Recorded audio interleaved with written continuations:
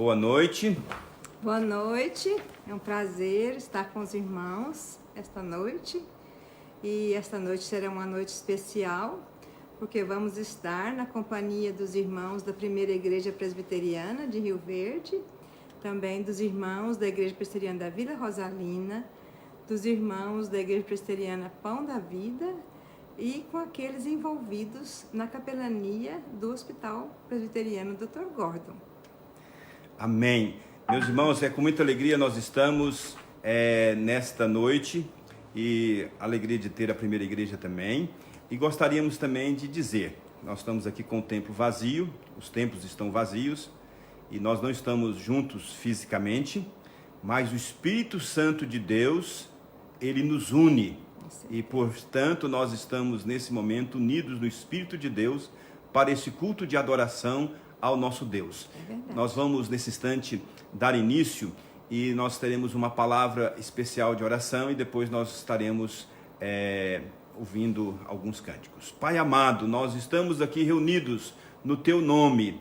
E, ó Pai, apesar de estarmos fisicamente ausentes uns dos outros, e não estamos no templo da Tua igreja para Te adorar, nós sabemos que o Teu Espírito Santo nos une. E, portanto, ó Deus, nesse instante estaremos adorando o Teu nome, o Deus soberano que governa todas as coisas. Prepara o nosso coração para o louvor, prepara o nosso coração para ouvir a Tua palavra e que nessa noite o Senhor fala aos nossos corações. Louvamos pelos irmãos também, hoje da Primeira Igreja que estão conosco, que o Senhor esteja abençoando as suas vidas. Derrame sobre nós, ó Deus, a Tua graça. Nós oramos no nome de Jesus. Amém. Amém. Nós teremos agora, meus irmãos, uma palavra do reverendo Nerivaldo, uma palavra de saudação, e logo após ele estará cantando alguns cânticos.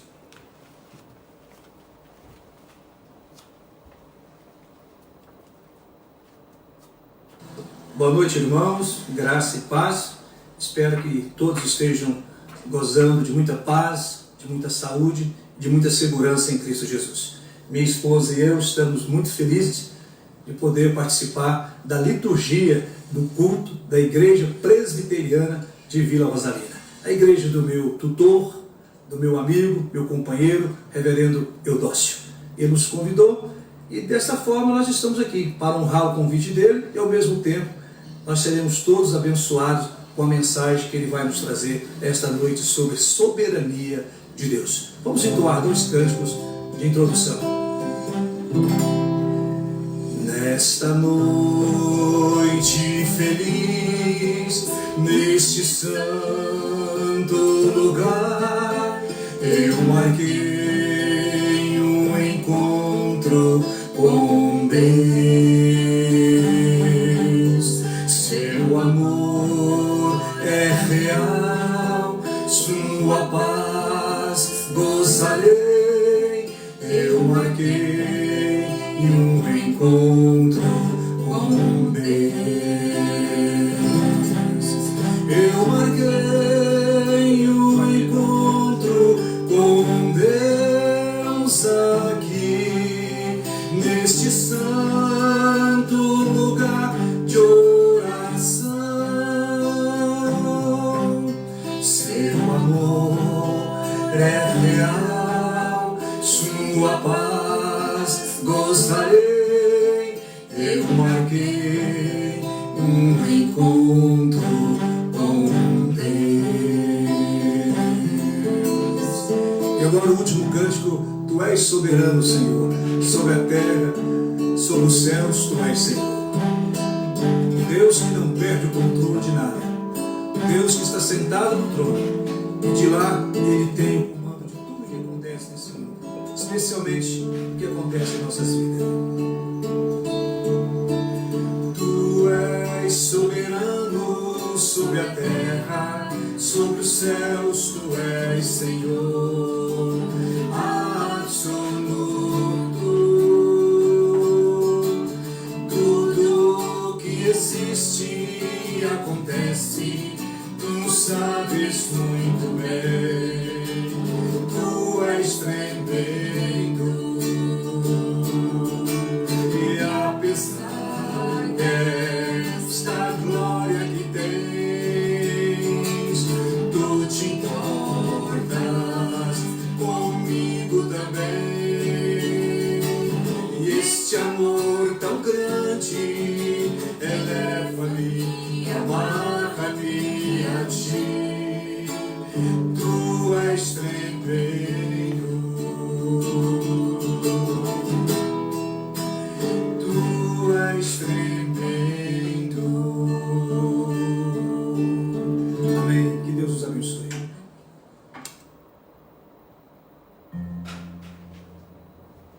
Esse cântico ele diz: nosso Deus é soberano, ele reina antes da fundação do mundo.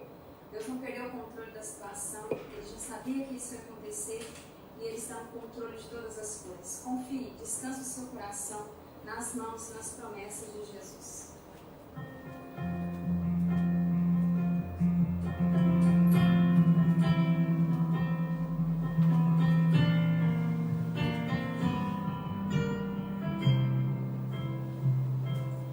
Nosso Deus é soberano, Ele reina antes da fundação do mundo. Nosso Deus é soberano, Ele reina antes da fundação do mundo. Sem forma e facia, e o Espírito do nosso Deus se movia sobre a face das águas. Foi Ele quem criou os céus dos céus e fez separação das águas da seca. Foi Ele quem criou os luminares, criou a natureza e formou o homem. Glória a Deus por suas maravilhas, pela sua grandeza. Glória a Deus, glória a Deus por suas maravilhas, pela sua grandeza. Glória a Deus, glória a Deus.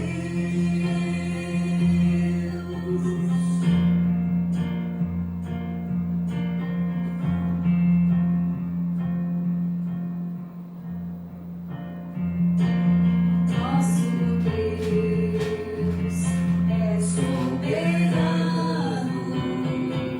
Ele reina antes da fundação do mundo. Nosso Deus é soberano, Ele reina antes da fundação. Ele reina antes da fundação do mundo. A terra era sem forma e vazia, e o Espírito do nosso Deus se movia sobre a face das águas. Foi Ele quem criou os céus dos céus e fez separação das águas na terra seca. Foi Ele quem criou os luminares e criou a natureza e formou o homem. Glória a Deus por suas maravilhas, pela sua grandeza. Glória a Deus, glória a Deus por suas maravilhas, pela sua grandeza. Glória a Deus, glória a Deus.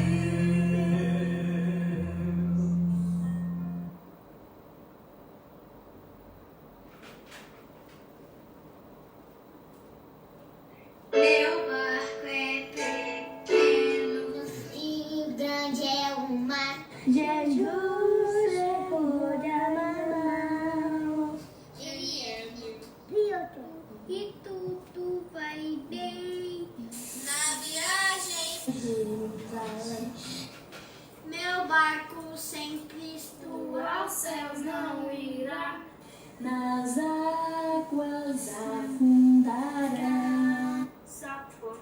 Jesus, meu barco guia. Aos céus poderei alcançar.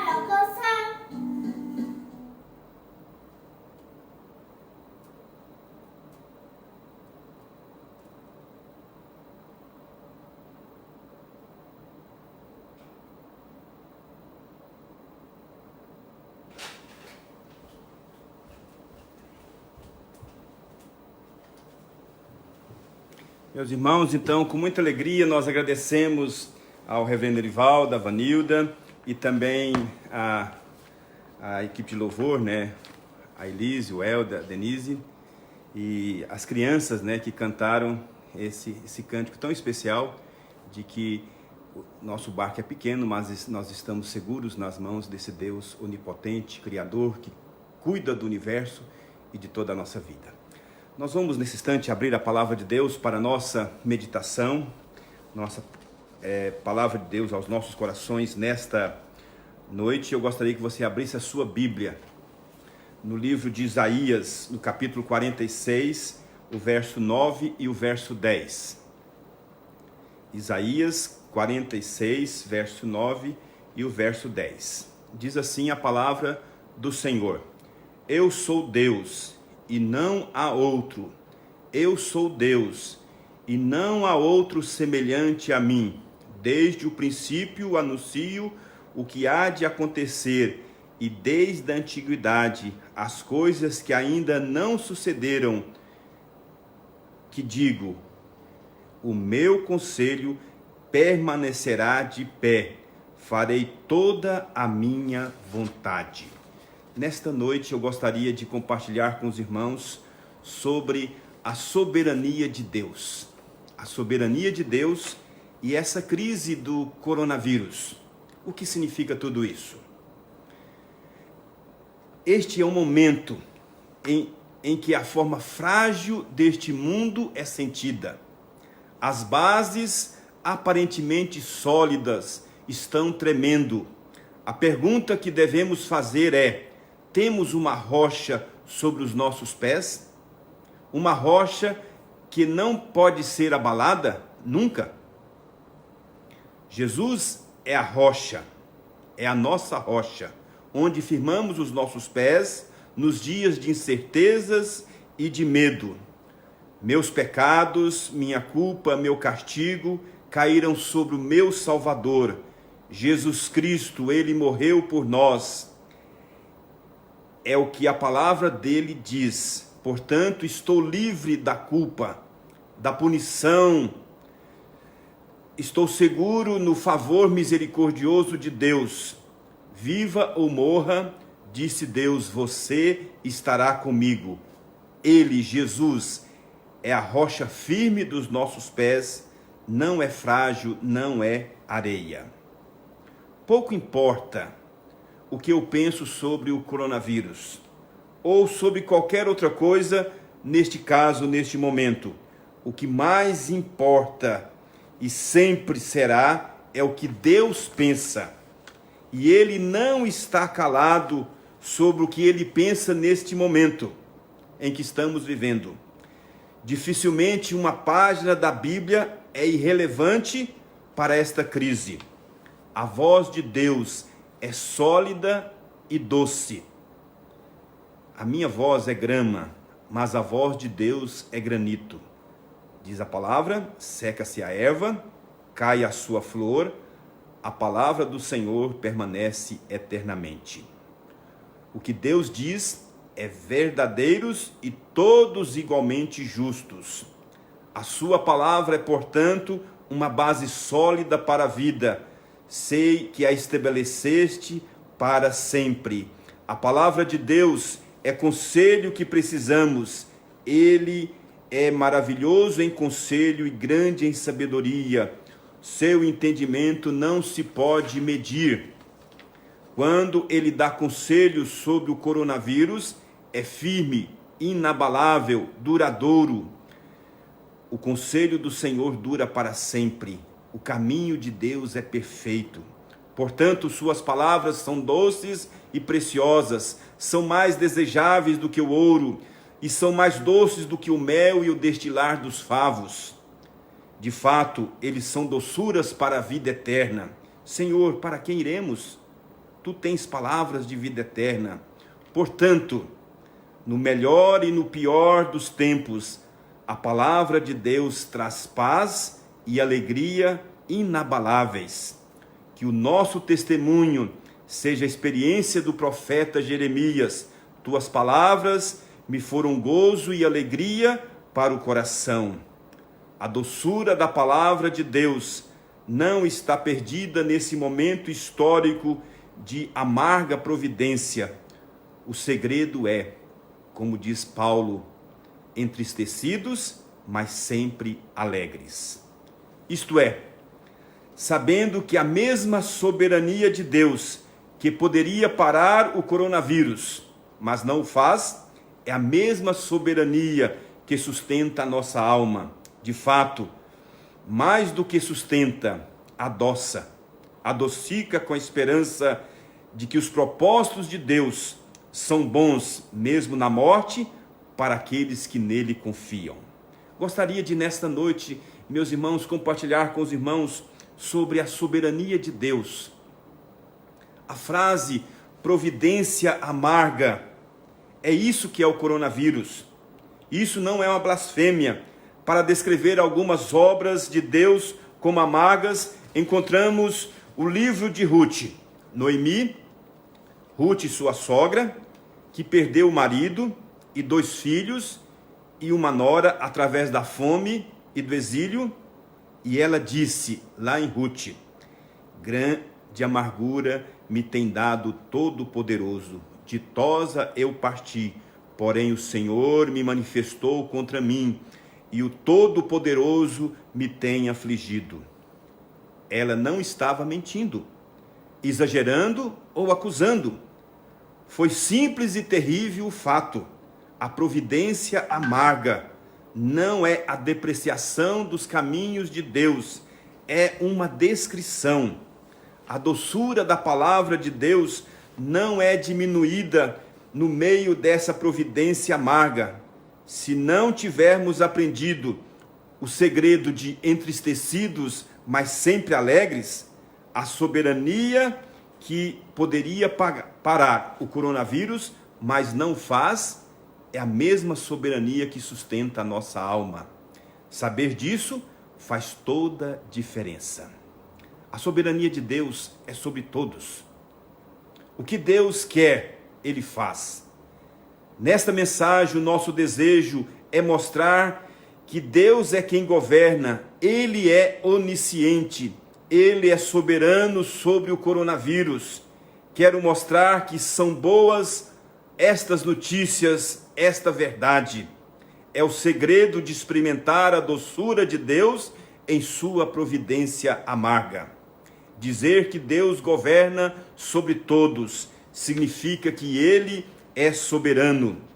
A soberania de Deus significa que Ele pode fazer o que de fato faz. Tudo o que Ele quer, decididamente, Ele faz. Isso significa que não há força fora de Deus que possa frustrar ou frustrar a sua vontade. Quando Ele decide que algo deve acontecer, acontece. Em outras palavras, tudo acontece porque Deus quer que aconteça. A Bíblia nos fala sobre toda a soberania de Deus. E é nela que nós repousamos a nossa confiança. Isaías ensina que isso faz parte da própria essência do que significa ser Deus. Ele diz: eu sou Deus e não há outro. Eu sou Deus e não há outro semelhante a mim. Desde o princípio anuncio o que há de acontecer, e desde a antiguidade as coisas que ainda não sucederam. Que digo, o meu conselho permanecerá de pé. Farei toda a minha vontade. Ser Deus é fazer com que o próprio conselho permaneça sempre. Deus não apenas declara quais são os eventos futuros que acontecerão, Ele os faz acontecer. Ele fala em sua palavra E ele então acrescenta: eu velo sobre a minha palavra para cumprir. O que significa que, como Jó aprendeu com sua experiência difícil, bem sei que tudo podes, e nenhum dos teus planos pode ser frustrado. Ou como Nabucodonosor, que aprendeu na sua humilhação: todos os moradores da terra são por eles reputados por nada, e segundo a sua vontade ele opera com o exército do céu, e os moradores da terra, não há quem possa deter a sua mão, nem lhe dizer: que fazes? Ou como o salmista diz: tudo quanto aprouve ao Senhor, ele o fez, nos céus, na terra, no mar e em todos os abismos. Ou como o apóstolo Paulo, que resume: faz todas as coisas conforme o conselho da sua vontade, diz ele escrevendo aos Efésios, todas as coisas, não algumas coisas. E o conselho da sua vontade não é de acordo com a vontade ou as forças fora de si. Em outras palavras, a soberania de Deus, ela é abrangente e onipresente. Ele tem poder absoluto, domínio absoluto sobre este mundo.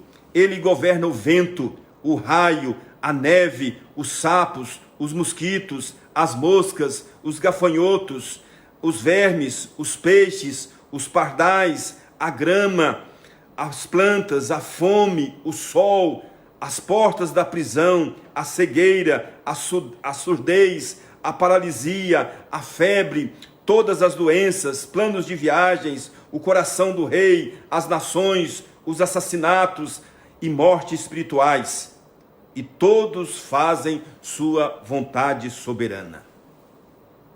Este momento, meus irmãos, não é tempo para exposições sentimentais de Deus. Portanto, o coronavírus foi enviado por Deus. Esta não é uma hora apropriada para exposições sentimentais a respeito de Deus. Este é um tempo amargo e foi Deus quem ordenou isto. Deus governa essa situação e Ele finalizará a seu tempo isto. Nenhuma parte de tudo em que estamos vivendo está fora da vontade de Deus. Vida e morte estão nas suas mãos. Jó não pecou quando afirmou: nu saí do ventre da minha mãe e nu voltarei. O Senhor deu, o Senhor tomou, louvado, bendito seja o nome do Senhor. O Senhor deu, o Senhor tomou, o Senhor tomou de Jó 10 filhos. Na presença de Deus, ninguém tem o direito de viver. Todo fôlego que nós tomamos é um presente da graça de Deus. Não somos merecedores de nenhum dos nossos batimentos no coração. Finalmente, toda vida e toda morte está nas mãos de Deus. O escritor aos Deuteronômios nos diz: vede agora que eu sou, eu somente, e não há nenhum outro Deus além de mim. Eu mato, eu faço viver, eu firo, eu saro, e não há quem possa livrar da minha mão.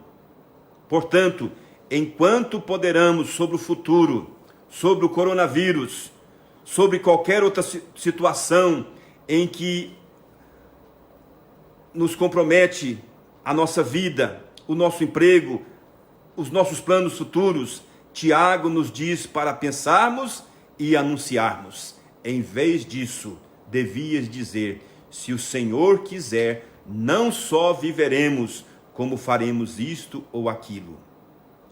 Se Ele quiser, nós viveremos.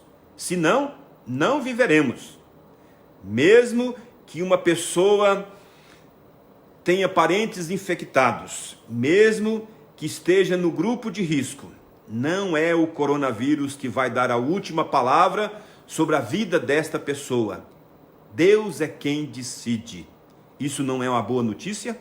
Sim, estamos nas mãos de Deus. É sempre uma boa notícia. nem um pardal e nem um fio de cabelo está longe, está fora da soberania de Deus. Jesus expressa a doçura da soberania de Deus pelos seus discípulos de forma tão linda, quando ele diz: não vendem 2 pardais por um tostão? E nenhum deles cairá em terra sem o consentimento de vosso Pai. E quanto a vós outros, até os cabelos todos da cabeça estão contados. Não temais, pois, bem mais valeis vós do que os pardais.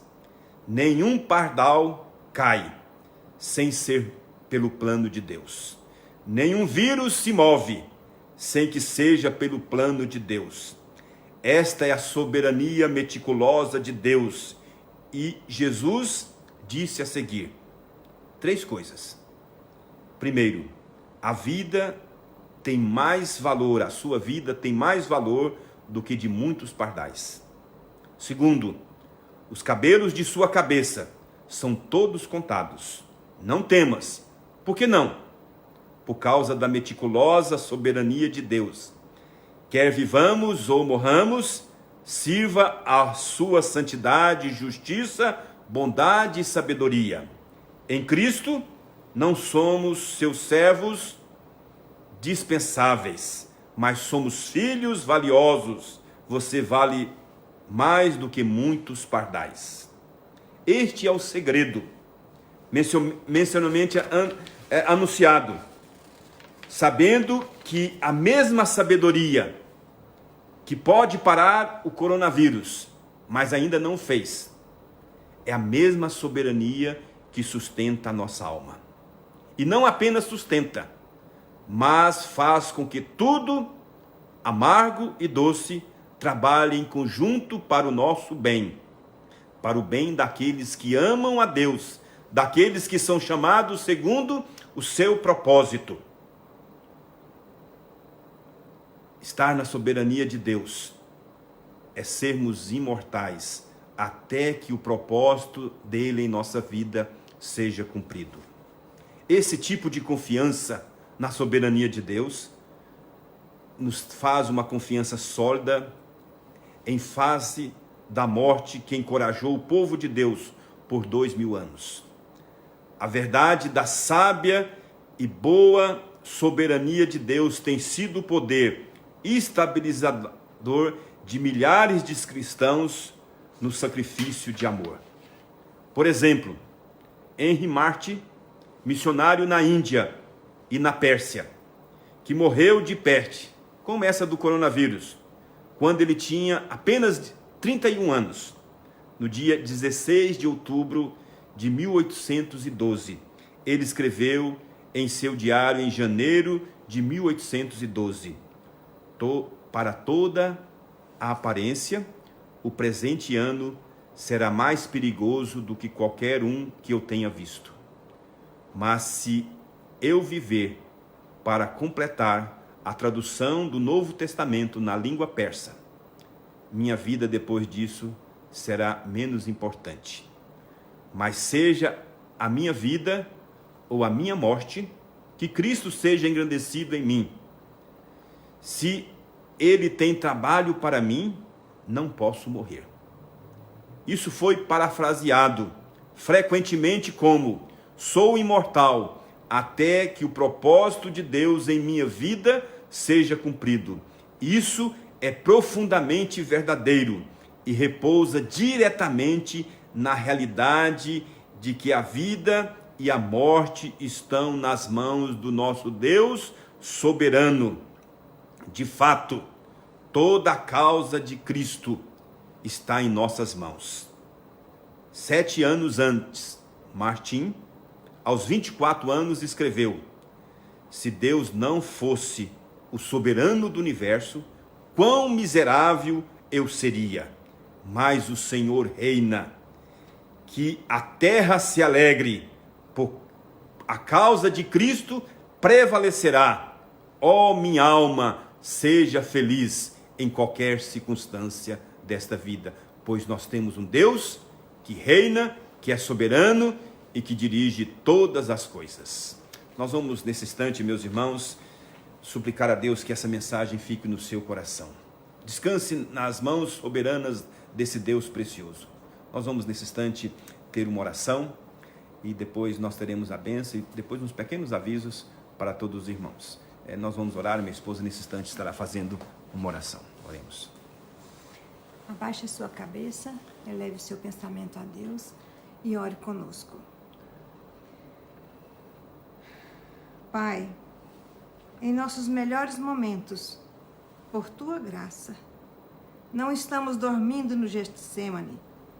Estamos acordados e ouvindo a oração de Teu Filho. Ele sabe no fundo que deve sofrer, mas na sua perfeita humanidade ele grita: se possível, passe de mim este cálice. Da mesma forma, sentimos no fundo que esta pandemia é designada através da Tua sabedoria para propósitos bons e necessários. Nós também devemos sofrer. Teu filho era inocente, nós não o somos. No entanto, com ele em nossa humanidade, menos do que perfeita, nós também gritamos: se possível, passa de nós este cálice. Faça rapidamente, ó Senhor, o trabalho doloroso, justo e misericordioso que Tu tens decidido fazer. Não te prolongues em julgar, não atrase Tua compaixão. Lembre-se dos pobres, ó Senhor, de acordo com a Tua misericórdia. Não te esqueças do grito dos aflitos. Concede recuperação, concede a cura. Livra-nos dessa dor, pois somos os Teus filhos, pobres criaturas incapazes. Senhor, que na nossa miséria e sofrimento não sejam em vão. Ó Senhor, purifica o Teu povo da preocupação impotente, cheia de materialismo estéril e entretenimento sem Cristo. Tire o desejo da nossa boca em sentir o gosto da isca de Satanás. Arranque de nós as raízes e remanescentes do orgulho, do ódio e dos caminhos injustos. Concede-nos capacidade de indignar frente à nossa depreciação da Tua glória. Abra os olhos dos nossos corações para ver e nos deleitar com a beleza de Cristo. Incline nossos corações à Tua palavra, a Teu Filho e aos Teus caminhos. Encha-nos com coragem compassiva e faça um nome para Ti mesmo, o modo pelo qual um povo Te deve seguir. Estenda a Tua mão. Realize um grande despertar em favor deste mundo que perece. Que as nossas terríveis palavras, que as terríveis palavras do Apocalipse não sejam ditas a respeito da presente geração. E mesmo assim, eles não se arrependeram. Como Tu tens abatido os corpos humanos, atinja agora as almas adormecidas. Proíba que eles permaneçam dormindo na escuridão do orgulho e da descrença. Na Tua infinita misericórdia, diga a esses ossos: ressuscitem!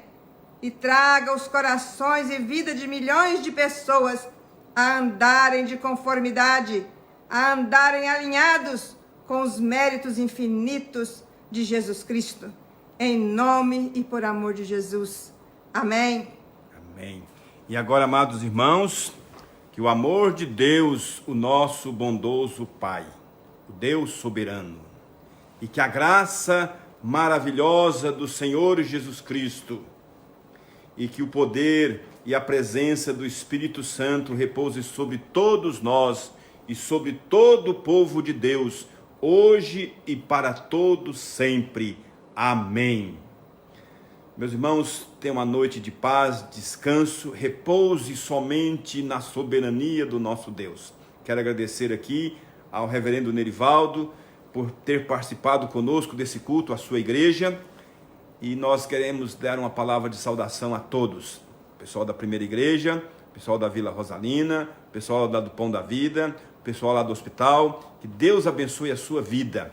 Essa semana nós teremos na terça-feira o culto às 8 horas da manhã, lá da capela do hospital. Na quarta-feira o nosso estudo bíblico às 20 horas. Na sexta-feira nós teremos a nossa reunião de oração, e que Deus abençoe a sua vida. Deus abençoe a cada um de nós. Uma palavra minha e uma palavra também do pastor Nerivaldo.